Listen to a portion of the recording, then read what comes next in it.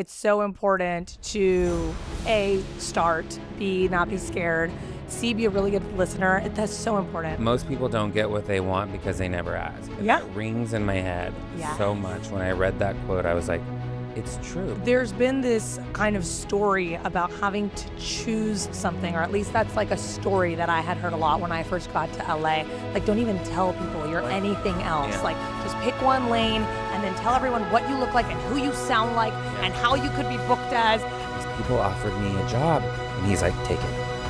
Wow.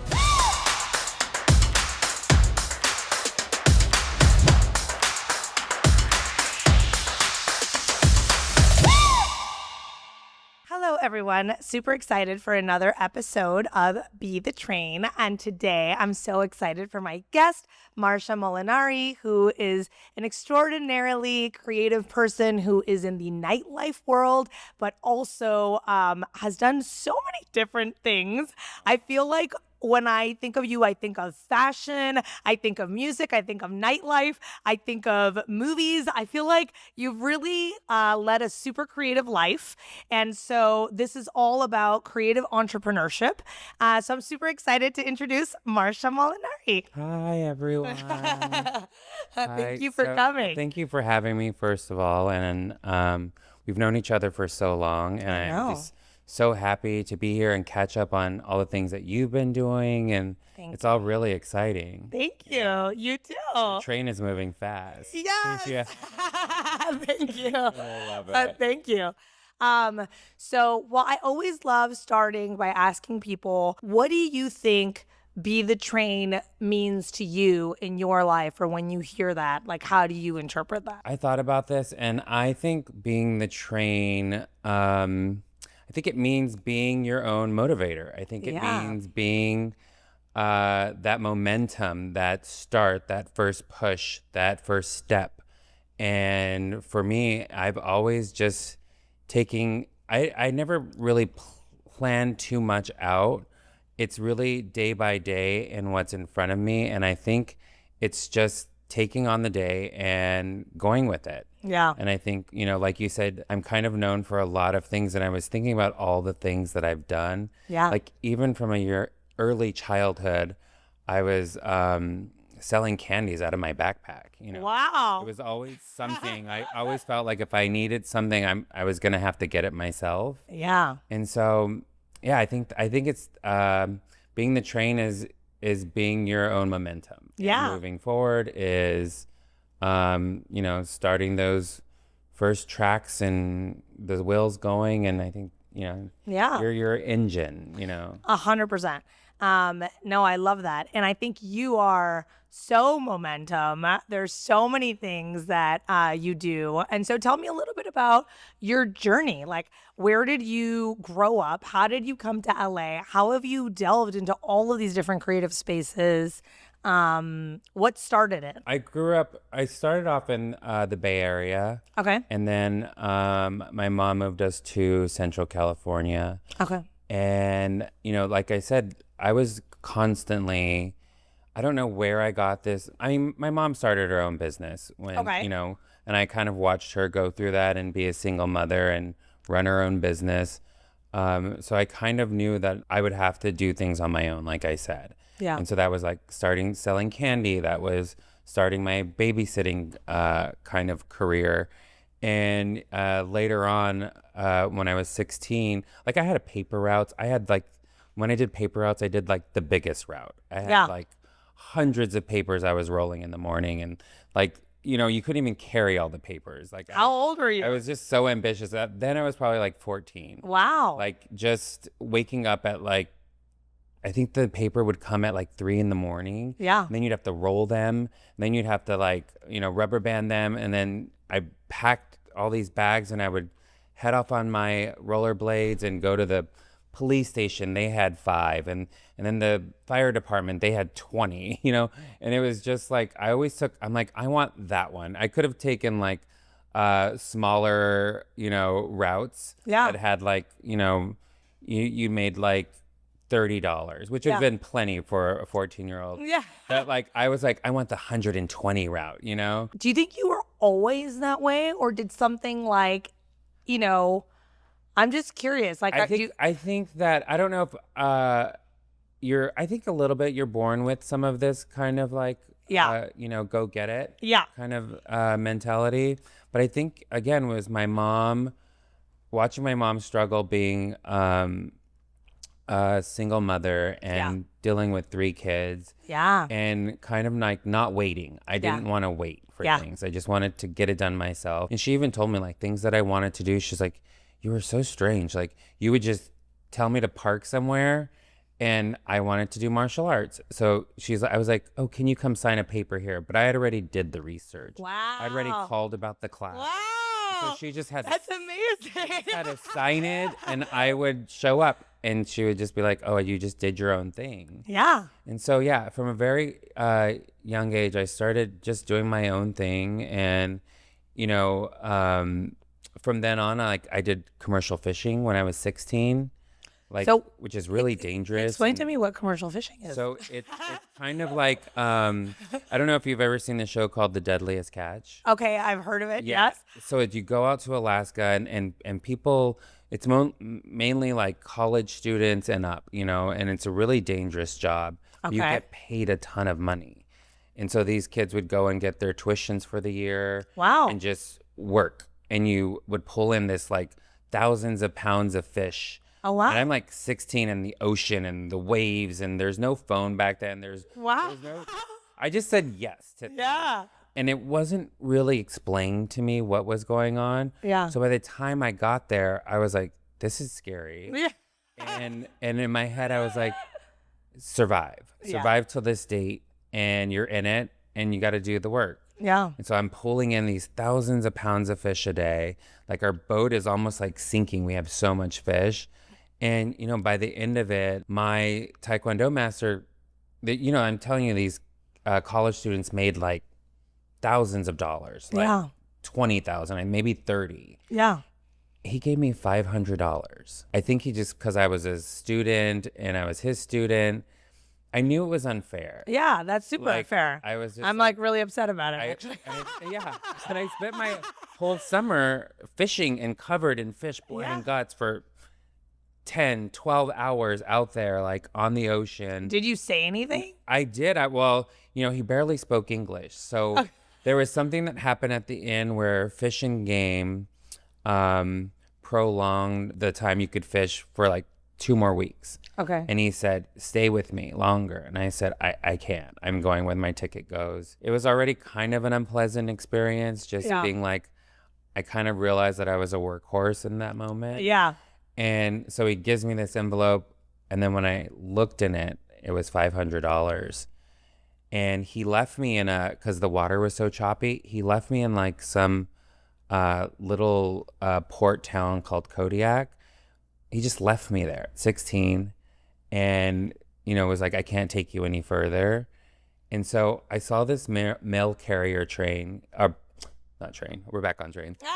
plane come down, and I ran up to him and I explained my situation.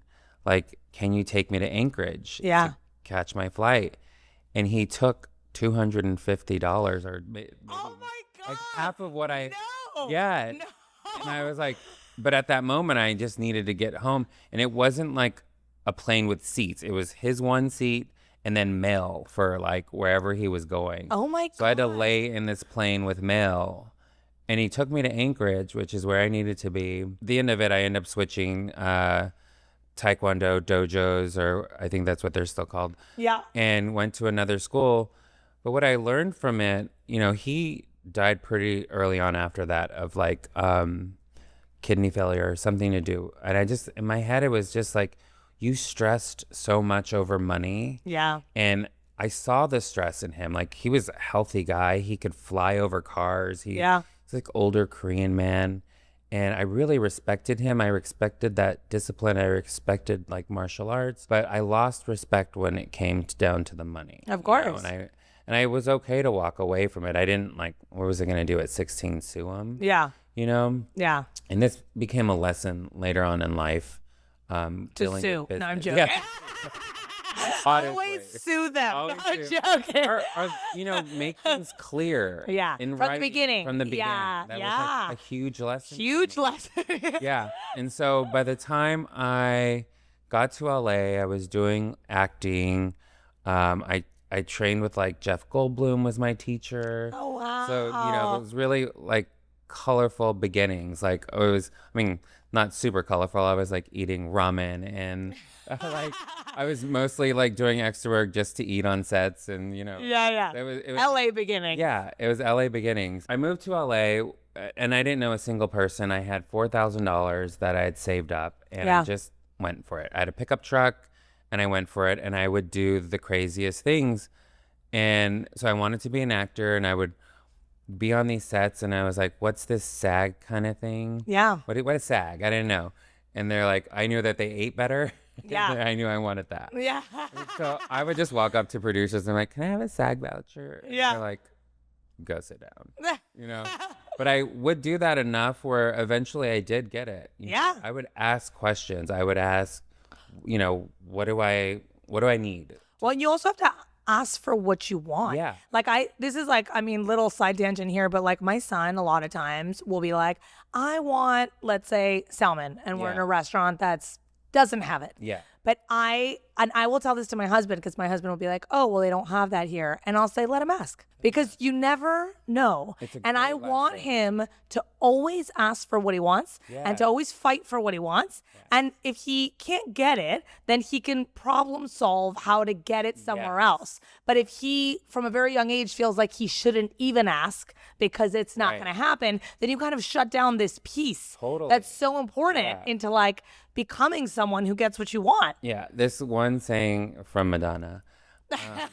is most people don't get what they want because they never ask. And Yeah. that rings in my head so Yes. much. When I read that quote, I was like, it's true because Yeah. if you never ask, the answer is no, right? 100%. So if you ask and the answer is no, there's no harm No. in it. No. You still, at least you ask, and you probably will get a yes. Well, and most also of if the you ask multiple times to multiple people, Yeah. then you expand your chances of getting your You're yes. gonna find your yes. Yeah. So, a bunch of no's for my SAG vouchers. But eventually I did become SAG, and then I went to film school. Okay. And at the Which LA film school did you go LA to? Film School. Okay, on cool. Sunset. I mean, that was really hard as well. But again, I just jumped into it. Something probably I could never do again. The Yeah. hours are crazy. It's like Yeah. they want you to write a script during the day, but at night turn in your film. And we were doing that. We were like in school, learning about directing, learning about writing, learning about producing. And then you go home and the next day your projects were due. All of us film school students were like filming these projects at like 4 a.m. Yeah. I was sleeping under the editing bay. My friend was doing the editing. And it was just crazy, but it was a good lesson to like, I learned so much from that kind of like work style. Yeah. Again, like I don't know if I could do it, put myself through it again, but it was one of those things like the fishing thing. Yeah. I could survive it. Yeah. I can survive this. And I think, that gave me something like I can do anything, whatever's in front of me. Yeah. No matter how many times I fail. And, and then later on through knowing friends in the entertainment industry, I met my business partner. Yeah. And he was like, do you want to do restaurants? Do you want to do nightclub? And I've got this place that I already have. Let's become partners and let's Was he already doing this? Because these are like, by the way, these are like the biggest nightclubs and restaurants in LA. No big deal. The H-Wood Group. Yeah. And it's like, Well, what- now. Yeah, but it's like insane. But then, I think he had went to like law school. Okay. And he had done a restaurant venture right before, but I think had like failed within 3 months. Okay. So it was very new for him as well. Yeah. But he already got, his feet wet there. Yeah. And which was huge because, then we already had the property to start with. Which one was it? It was H-Wood, the original H-Wood. Okay, yeah. Yeah, it was in Hollywood at the Hollywood and Highland Center. And Because LA's tough. LA's super tough. LA's so tough. Like, And at this time, bottle service was just starting to become a thing. It wasn't something people did back then. yeah. And to get people to do that is kind of a wild thing. You're paying for a bottle Yeah. of vodka Yeah. for a lot of money. Yeah. And so, once we had started that, we didn't really, we didn't know exactly what we were doing. Yeah. We knew we had to get people through the door, and that was the biggest challenge. But, I already had friendships with like Katy Perry and people that I'd grown up with. Like I've known Katy since she was 19. Yeah. Living on couches and selling her clothes at Wasteland. And, she would sell like 5 outfits and to get the new one for that night. Yeah. Or whatever she was doing, performing or something. But by the time I had started with Hwood, she was a pretty big deal with I Kissed a Girl. And well, and I feel like that was something too that, I mean, to me, at least in my experience, and because, we used to party together back on the day. Yeah, we did. I'm like, I'll party again now, but it's like once a month if I'm lucky.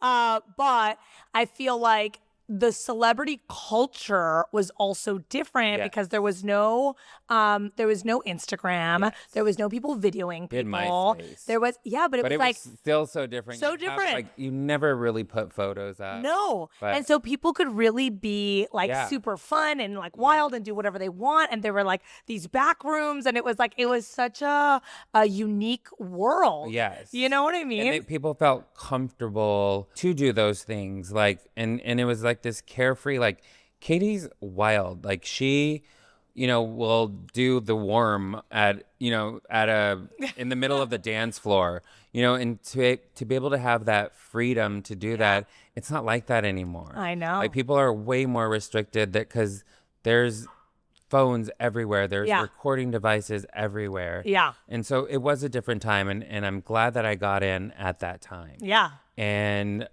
we really kind of cornered that market. Yeah, 100%. In a 100%. major way. And there was failures. There was times where we had to shut down, and just because different partnerships, we had trouble with the city. We were getting bullied by the police. Yeah, they wanted cash payouts and these kind of things. Oh, interesting. And so just all this shows is like you could have all the right elements. We had the celebrities, we had the people coming in, but there was other things that happened. Yeah. That we didn't foresee. You can't plan for these things. Yeah. And no one would help us at the time with the police. Yeah. So I know. And so the police basically just wanted to get paid to leave us alone. Okay. It was just like give you permission to do the thing you already had permission to do. Right. Wow. It was a very mafia kind of vibe. And, with that being said, my partner then pushed for body cams. It's why we have them now. Okay. A lot of the reason he lobbied for them. Yeah. Because we had no proof. I was our words against theirs. Oh, and interesting. It goes so deep that even people we knew in law, we had the mayor that we would host at our venues and let them do their fundraising with us. Yeah. By the time it got to something serious, everyone turned their backs. Yeah. And they wouldn't help because there's so much going on. And there's a lot, I'm sure there's a lot of politics involved. Yeah. But so I'm only saying this because it was like, again, you can't foresee these things happening. No. And so when we had to shut down, it was really devastating. Which one was the one? It was Hwood, we had Tea Room, and we had Las Palmas. Yeah. And so, and in between those times, we did tons of other things. I don't know if you knew this, but we had a Hwood beauty line. No. And when you give me a brand and anything to do, I'll make 5 other things out of it. Wow. And I'm like, let's do Hwood Beauty. Why not? We have Katy Perry, we have Rihanna, we have Miley. And this is before the celebrity boom of makeups. We were ahead of the game. We were before our time, Yeah. Katie loved the makeup, and it was really quality makeup. Yeah. It was, we watched what we put in it. A lot of it soy-based, paraben-free.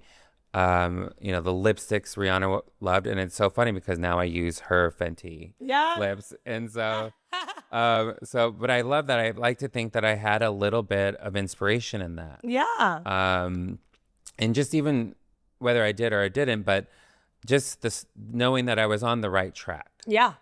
We weren't able to fully make it huge. But, we had our moment. We were in Vogue. We were in Marie Claire. We were in these But I mean, magazines. from all the things that you guys, I mean, like, there's so many huge. It's like, Yeah. it is huge because it's Yeah. like, because to me, the way it I see it, started. well, and that's the thing is like, and then it evolves into something and that thing Yeah. grows. And it's like now, we're talking Bootsy Bellows and the Yeah. Nice Guy, and you guys are all over the world and you're doing things that are pop ups in the Hamptons. And, then, Yes. so it's like, and I think that what's so interesting to me, or one of the big things that I speak a lot about in my book that I really care about, is that sometimes we get so scared at the beginning of something not being the biggest version of itself, Yes. or like it not going where we thought it was going to go, but actually it's all in the building because everything's leading to the Everything. next thing. Yeah. And if you don't try and you don't put the work in and you don't have that creative fun idea that maybe is a slight side idea,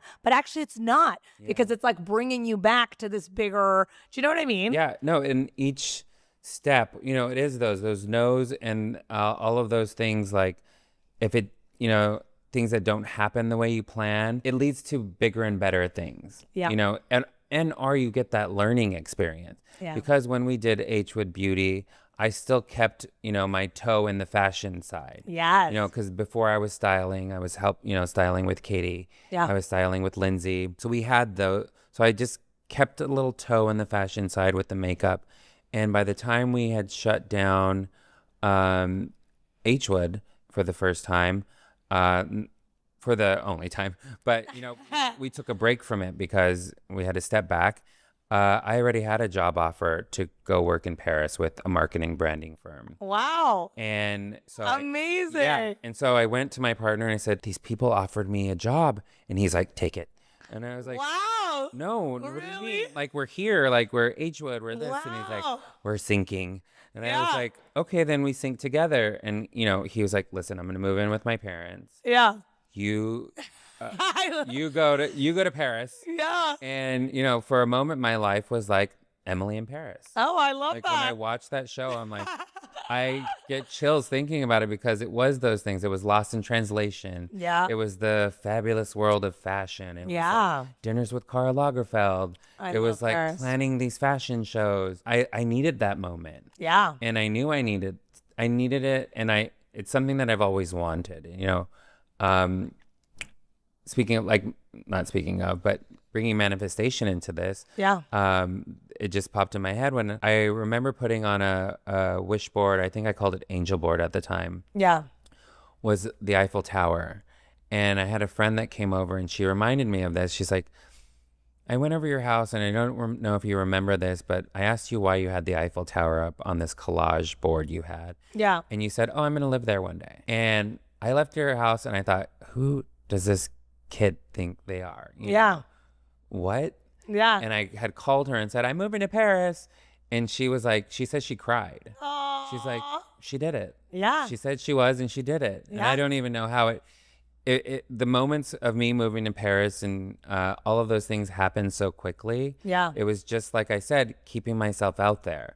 Well, and I think also because, to me at least, you're so iconic in fashion. No, really. I mean, the way you dress and everything is like impeccable. And I feel like you're like a fashion icon that also, I think, speaks to everything else you're doing. It's all actually, and it's funny because I get this a lot. People are like, you do a lot of things. Like, so who are you really? Like, what do you really do? And I'm like, All of those things. I'm like, exactly. And I'm like, actually, everything speaks to each other. Like, Yeah. no, there isn't one piece. There's so many pieces, and all the pieces actually need each other. Yeah. Do you know what I mean? Like, I feel like all the fashion, beauty, all this stuff is actually really interrelated to Totally. all of the nightlife, to all of the, to the celebrity culture, to all that stuff. It all speaks to each other and actually makes it so that it's like a perfect experience for the Yeah. perfect next step. You know what I They mean? did marry each other and mirror each other and all of the things, complement each other. Yeah. Because when I did go to Paris, I didn't just stop doing H Wood stuff. My partner and I kept in contact almost every day. Yeah. And I brought H Wood Beauty over to Paris. Yeah. I brought H Wood Tea over to Paris. I love and we that. started that collaboration back and forth. Yeah. And they knew that I was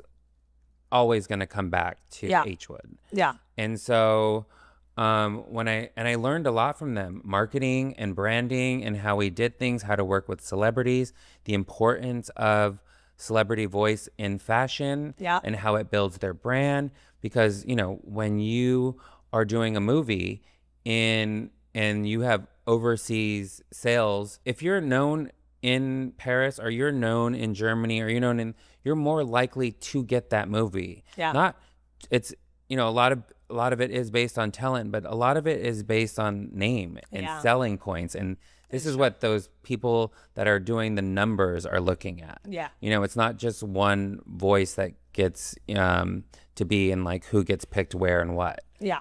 All of these things are implemented in these like kind of decisions. And I had learned that, and I watched certain celebrities coast their career through fashion. Yeah. Like Rachel Bilson, for example. Yeah. When she was in between doing these big TV shows, she was doing like commercials with Karl Lagerfeld in Paris that you wouldn't see in the States. Yeah. Naomi Campbell was doing like things for like cotton, and you in Sweden. Or even like Brad Pitt would be doing a watch line. You couldn't get these celebrities to do that in the States. Yeah. Because they wanted to keep a certain mystique or whatever their reasoning was. Yeah. But in Europe, where they were still famous, they could do those things. Yeah.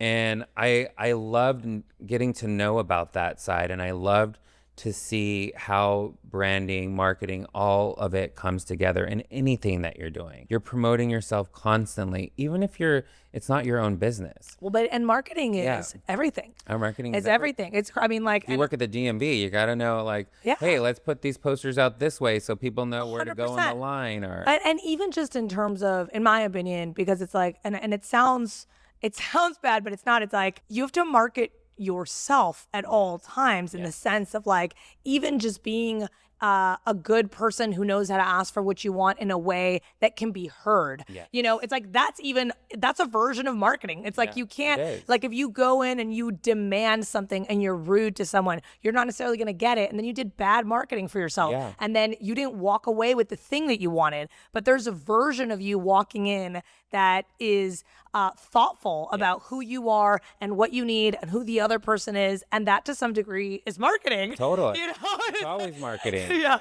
So I agree. I think it's everything. And so once I left Paris back. So how did you leave Paris? I always knew I was going to come back. We just didn't know when or how. Yeah. And my partner was here doing his due diligence of finding a new venue. Was this John? John. Okay. Yes, John Terzian. And I love Lonnie. Yeah. She's so sweet. I love Lonnie. And she's fashion.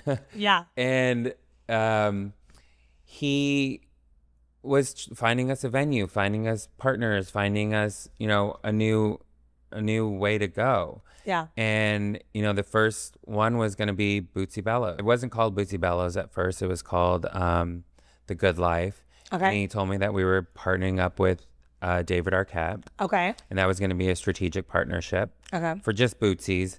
And the name Bootsy's came from his mom was a pinup girl in the 60s. And her name was Bootsy Bellows. Oh, fun. Yeah. That was her real name. That was like her real name. Wow. And which, again, in marketing, you want to have a story attached to it. That's so a great came up story. with a bunch of other names. But when they said this, I said, that's what we have to do because that ties heart to it. That ties a history to it. Yeah. And it makes it more special than just calling something, whatever, club, or whatever name you want to call it. Once we had that going, I came back, but it still kept my ties in Paris. Yeah. And after we had launched Nice Guy and Shore Bar and Bootsy Bellows, I was still going back and forth to go to Fashion Week and helping out with them. And then we did our first club crossover, more strategic marketing. And we did Bootsy Bellows pop-up at the Plaza Antoinette. This was way back before American clubs weren't involved in anything European or wow. So and how long? What did that pop-up look like? Like for how long? So we take over for like a weekend. Wow. And this was during Fashion Week. Oh, fun. And all they in Europe, they're like, oh, a LA club, Yes. where Katy Perry goes. It's like where a marketing Rihanna goes. genius move. Yeah. Yeah. And it was this, it was Yes. like the start of it. Now, other clubs do that, do their pop-ups there. I'm happy to like know that I was part of that, pioneering those things. And so we did our first pop-up, and we got, I always try to integrate all of my friends, into everything we were doing.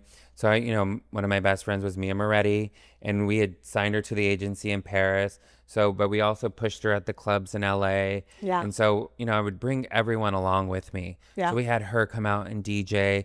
We had lunch, and she's, started getting into the fashion world, and I already had my fashion connects. So we had models, we had lines down the street. Well, I'll tell you something, because I'm never going to forget when I would be outside the club. It would take me so long to get ready and look what I thought was very good. Oh, you always showed up and showed out. Thank you. But there were all these models that were like basically wearing shorts and a tank top, and they were so effortlessly stunning. And I was always like, damn it, this took me an hour. No, for sure. It's a core memory. You said model. I know. I'm It's like, triggered.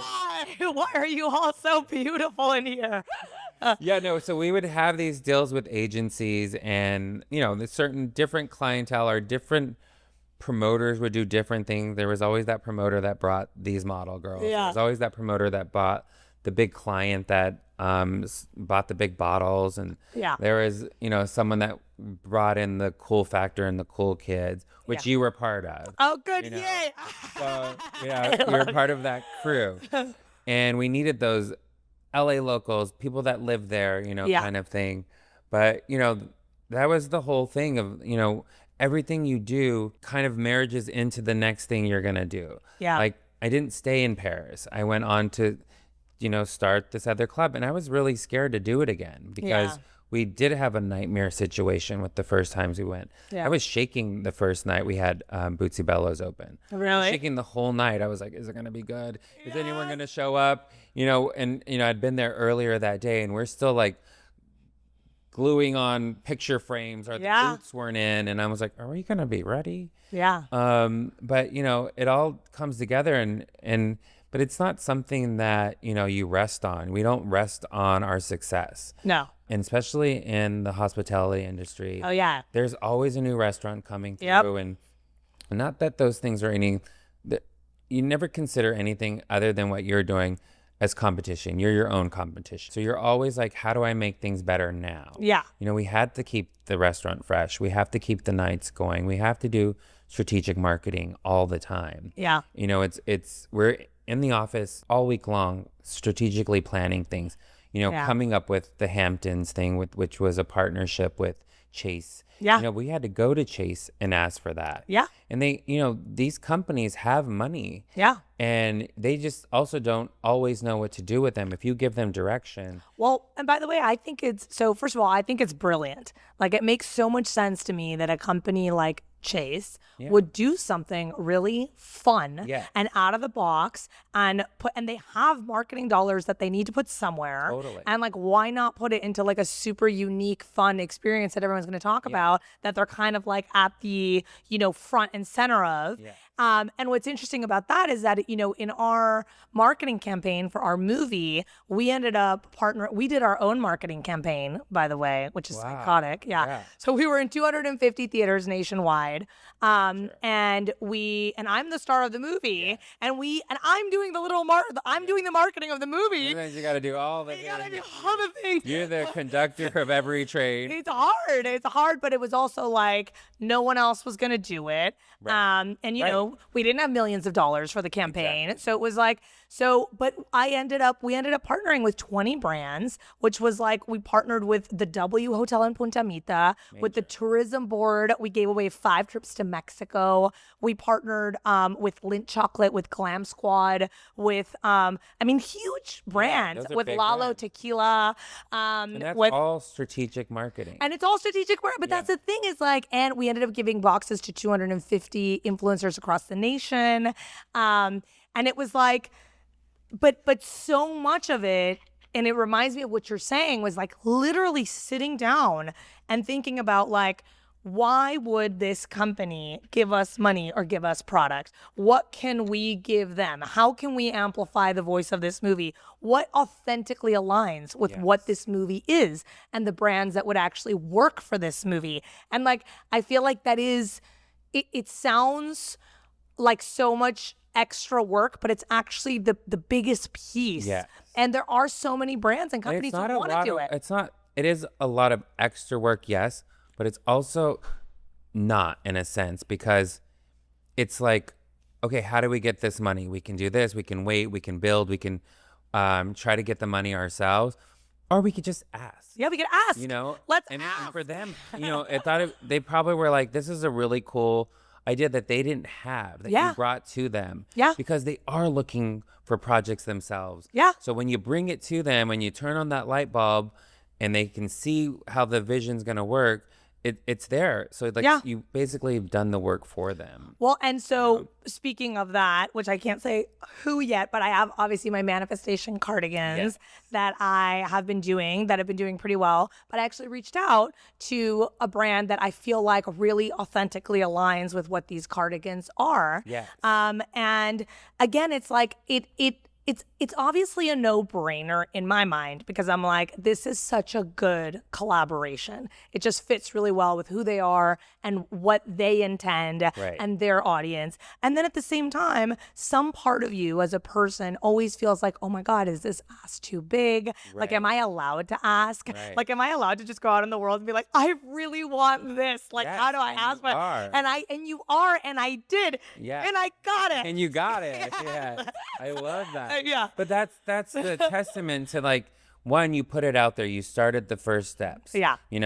By just putting your cardigans out there. And so then that already speaks to the universe. Yeah. And it's a trickle effect. Yeah. And then you had to like pitch it because you already had the product. Yeah. And that's how it, like, most of these things happen. It's there's a lot of like luck, but then there's just chance. You take your chance. You have to take your chance. Yeah. And it's like, most of my life is, I didn't originally plan to get into the restaurant industry. I wanted to be an actor. Yeah. But all of these things play a part. Yeah. Like, I can speak to people because of what I learned in Jeff Goldblum, where he was saying, listen. Yeah. Listen to me. And I think that's how, and then react. Yeah. And I think that's how I've been able to maneuver through different projects in different stages of my life. Yeah. Because if you stay present and you listen, then you can react. 100%. But if you're just constantly reacting or trying to figure out, what do I do next? What do I do next? Well, I don't know. That's not in front of you yet. Yeah. It's not in front of those things. Like, most of the things that we worry about, 90% of it, I think, I don't know, I'm throwing out numbers, but I think never come true. The 100%. things that we worry about. Yeah. And so if we're just constantly worrying, we're not going to get those other things done or jump to the next thing. And, I've got to do a lot of things in my life and experience those things, commercial fishing, selling candy, like, I know what that's like. So I also know the importance of everyone else's job. I can't do my job alone. Yeah. I can't run a restaurant alone. I can help support, I can help bring people in, I can do these strategic marketing ideas, but I have a team that helps me, to get those deals done or to give their input, always come with ideas. And there's no bad ideas. Like, we were just in a meeting recently talking about, well, we're given this budget for New Year's, for example. To me, it sounds like a lot, but apparently, celebrities don't do these kind of things, or at least performers don't. You can't get a really even semi-mediocre high-level celebrity for under $1 million. And those are crazy numbers. Yeah. And I'm like, it's one night. I know. Like, That's what crazy. are you talking about? Yeah. And so I said, That well, is crazy.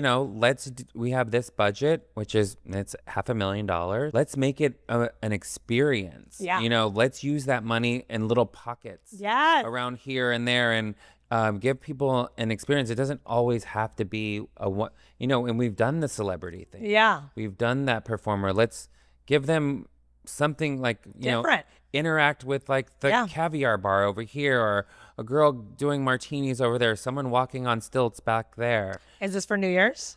Yes. I'm coming. Yeah. I mean, all of those things are just ideas, like let's throw out ideas and see how we can work. And then you see other people's creative marketing, knobs turn. Yeah. And they're like, oh, we can do this. Yeah. And so it's always just trying things. Yeah. Whatever field you're in, ask questions, try things, think outside of the box. Yeah.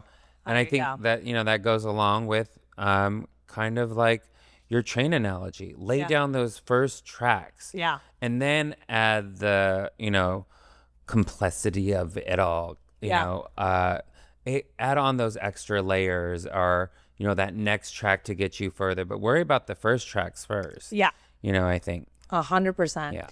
Well, first of all, I'm probably going to cast you in something. So your actor 360. How fun would that be? That would be so fun.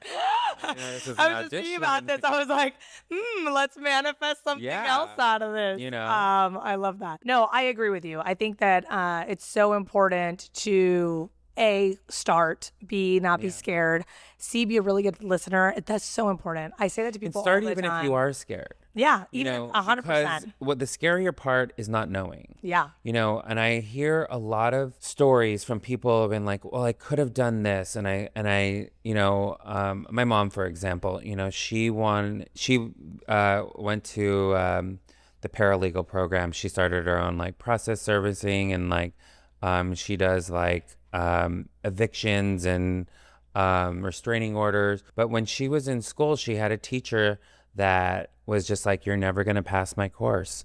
You're never going to do this. I'm not going to let you. It was just one of those teachers that were just that person. I know. I hate teachers and there are teachers that get into it and they have these things with people. They have this power. Yeah. And they will tell you that you can't do it or you won't go somewhere. And she listened to that voice. And so she never went on to getting her law degree, which she's always wanted. Yeah. And I hear the story over and over again. And it's because she didn't try after that. Yeah. And that's the thing. And other people and other dreams of like, I could have done this and I could have done that. It's never too late. Like for me, acting, never too late. I agree. You can still do it. Yeah.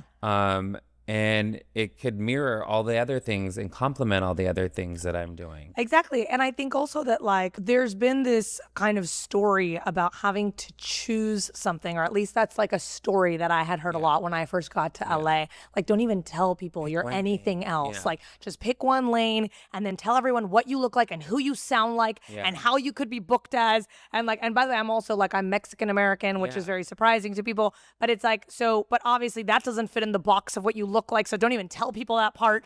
And it's like, I actually feel that the more I've done things, the more I'm like, no, the multifaceted part of me is the most interesting part. Right. That's what makes me me. That's why I should be the lead of this movie. That's why this lead should speak Spanish. That's why I should, and it's like, and I completely disagree with the narrative that we have to be one thing. No. People telling you not to do things and be a certain way. I remember just reading that they said that Leo DiCaprio, that his name was too exotic and that he wouldn't get booked at a young age, and they wanted to change his name to something goofy and generic. Yeah. And he's one of our greatest actors, of all time. Yeah. And that didn't stop him. Yeah. He didn't do what they said. And, and it's not to say that, maybe that, Marilyn Monroe wasn't always Marilyn Monroe and she was right in her own right, or whatever journey she was on, it worked for her. But if it doesn't work for you and it doesn't feel right, then don't do it. Yeah. Do you, and your audience will find you. Yeah. You know, I always think that people don't know what's cool. They're told what's cool. 100%. And I agree with that that. goes along with anything that you're doing. Like, you know, you wanted to start cardigans. Yeah. And I'm sure you got pushback. Yeah. I'm like, oh, and you're gonna do cardigans? Yeah, exactly. And now you're doing cardigans. You should see You know? how many people were like, one more thing. One more thing. And now look at this major deal you just got. Thank and, you. Like, that's so beautiful. Thank you. And a testament to like not listen to people, you know? Yeah. Of them saying no, or you can't, and you should only be one thing. Salvador Dali was not one thing. Yeah. He was a sculpturist. He was a writer. He did his paintings. He you know, did all these other things. It wasn't just one thing, and you don't have to be one thing. Yeah. And I think it's beautiful when you do tons of things.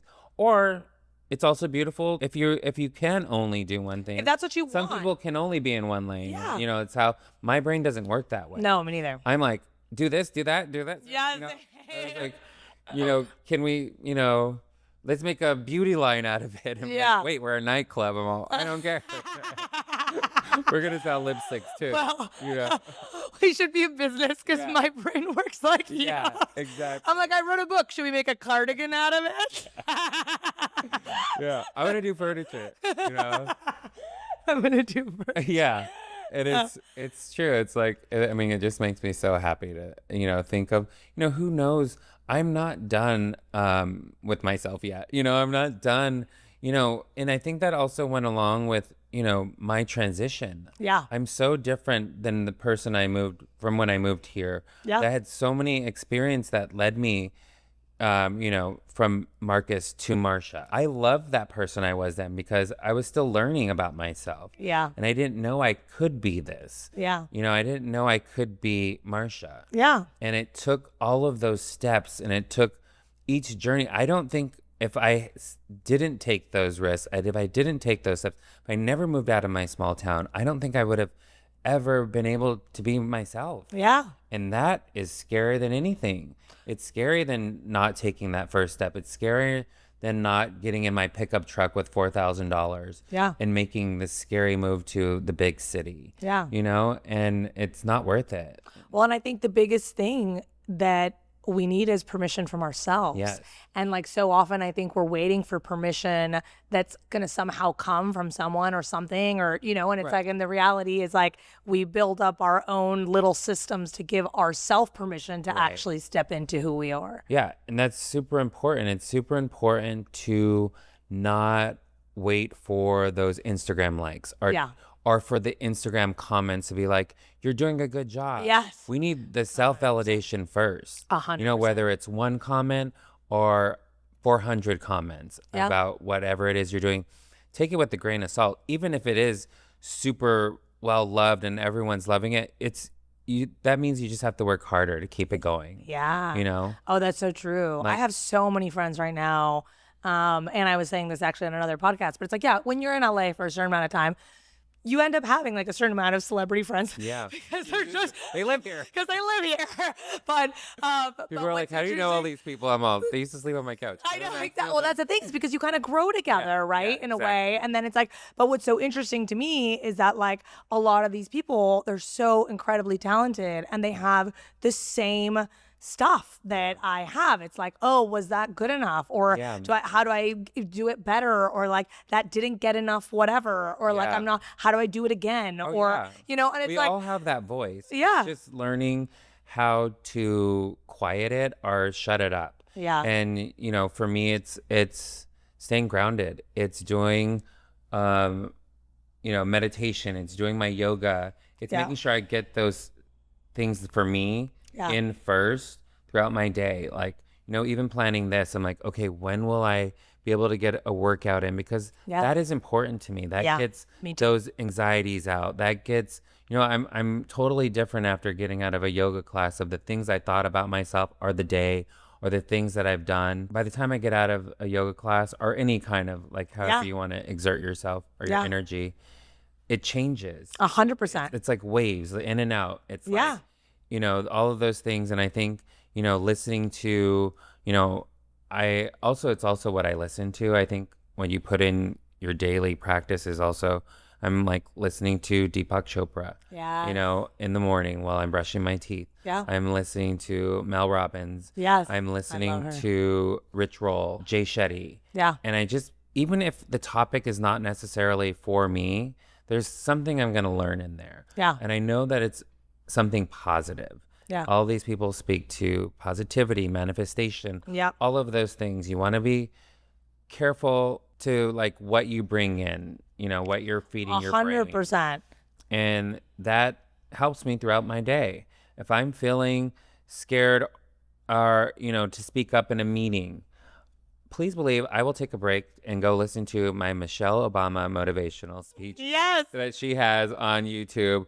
And by the time I'm back up in the elevator, I'm ready to give my pitch or whatever it is that I'm doing. I just was like, how do I get out of this, kind of circle of worrying? Or, Yeah. I doubt myself all the time, but then also I'm there to pick myself up again. 100%. And I think that that's, they say, especially like your phone is such a big portal Yes. to what you let into your life. And so just being so thoughtful about what gets to be a part of what's in your portal. It's like you're opening a door and all these things get to flood in. And so you have to just be really thoughtful about what you flood in.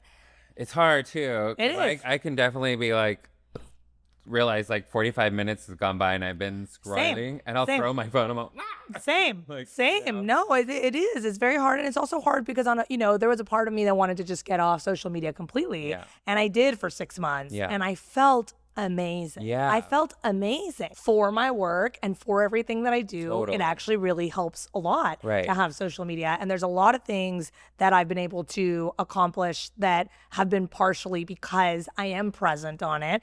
And so it's a really hard thing to get rid of. But I think just being really thoughtful, and especially now that I have kids, it's like I literally put my phone in a different room. Yes. Because if it's with me, it's addictive. It's hard to not look. Totally. And I want to be really present with them, and I want them to be kids who can look at me in the eyes and who can feel really seen and and I'm so curious and a little scared of what the next generation is going to look like with all these parents on their phone because it's like what's going to happen to our social skills.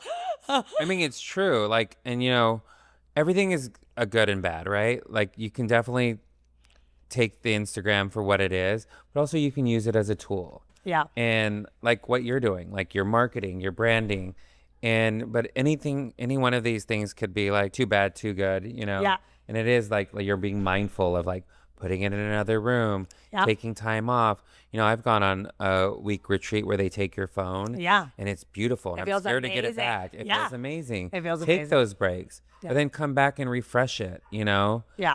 It's a give and take for I think both, and there are moments when I definitely would love to not have social media. Same. And I feel like definitely one of the things I'm really trying to do that's very hard is to not check my phone for the first hour of the day. Yeah. Because they say that that's like the most important time is when you wake up. Yeah. But it's hard because I'm organizing a million things. I have 2 small children. I have a business. And you know what I'm saying? You want to It's like, look at your phone. I want to be like, what's happening? So anyway, well, we have to wrap up soon. Okay, one thing that I wanted to say is that Mel Robbins wrote the quote for the cover of my book. And guess how I got that? How? I'm obsessed with her right now. I asked. Exactly. I love it. This morning, even waking up, I do the countdown system. Yeah. And I'm like, 5, Yes. 4, 3, 2. Yes. And I pop up, and it really love works her. for me. I love her, and I love that you asked. Yeah. you And got she's it. not my friend. It was a cold message, but I felt like she would really relate to what I had to say. Yes. And I did a really smart, like thoughtful, researched pitch of why I thought my book would be something that she could find the Yes. value in sharing with other people and helping. And it was like, and I'm so proud of myself because it's kind of like some of the stuff that you've said in your journey is just like literally she showing says up all for the time. myself, It kind of marriages each other. you Yeah. know? And that's the thing is like-minded people should and want to help other people. 100%. And you have I agree something with that that. she speaks on. Yeah. And you speak on. Yeah. So we all come up when everyone comes up. And I think that that's another big piece of who I think you've always been, which I relate to a lot, is, I don't think anyone's ever in competition. I think people who are truly in touch with themselves actually want to elevate other people. I really cheer on the people in my life who do really well. I actually love seeing people do really well. I love it when you're doing something amazing. It brings me so much joy. Yeah. And even if it's someone I haven't seen in a couple of years, I'm just like, yes, like get it, sister. Yeah. Like, you know? Always. Yes. You know, when you had your movie come out, I was like, yes. Yay. This is amazing. When I see friends in like TV shows, and I'm sure my boyfriend gets over it when I'm like, I know that person. But I'm like, I'll get like, oh my God, I'm so happy that they did that, or they got that role, or they're doing this new thing, and I want to support them. So I'll like repost all the time. Yes. I don't save my Instagram just for myself or just my projects. 100%. I'm Same. just as excited for them as, you know, you should be for yourself. Yes. You know, this is big deal. This 100%. is a big deal that your cardigans are going where they're going. Thank you. And the trajectory that they're heading towards. It's a big deal that you put a movie out there because people don't do that. These are things that people want to do. Yeah. And you're just an inspiration to those things. Thank you. Well, so are you. A huge inspiration.